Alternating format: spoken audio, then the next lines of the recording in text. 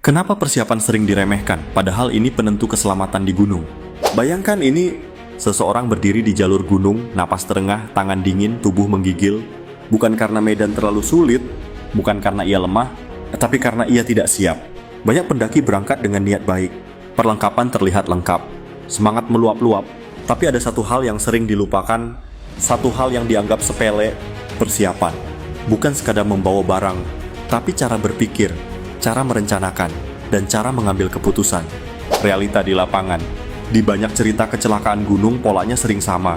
Bukan karena gunung tiba-tiba marah, bukan karena takdir semata, tapi karena keputusan yang lahir dari persiapan yang setengah-setengah. Ada yang berangkat tanpa benar-benar memahami jalur. Ada yang nekat karena gengsi.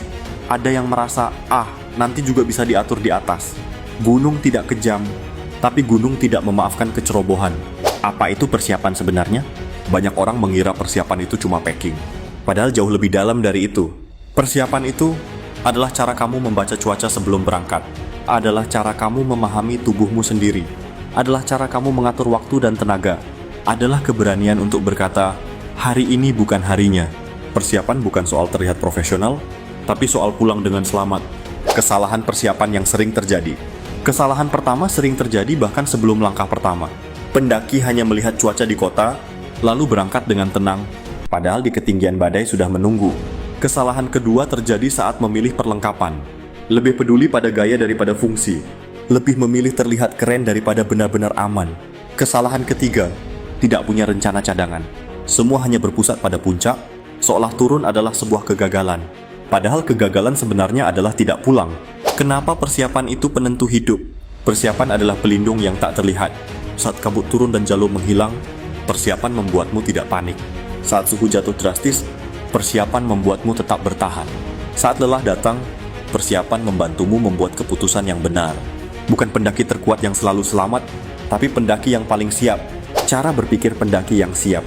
Pendaki yang siap tidak hanya bertanya, apa yang harus kubawa? Tapi juga bertanya, apa yang akan kulakukan jika terjadi sesuatu? Mereka belajar jalur. Mereka menghormati cuaca. Mereka tidak malu untuk berbalik. Karena bagi mereka, puncak bukan tujuan utama. Tujuan utama adalah pulang. Gunung akan selalu berdiri di sana. Puncak tidak akan kemana-mana. Tapi hidupmu hanya satu. Persiapan bukan tanda takut. Persiapan adalah tanda kedewasaan seorang pendaki. Jadi lain kali sebelum berangkat, tanyakan pada dirimu, aku naik gunung untuk apa? Untuk puncak atau untuk pulang?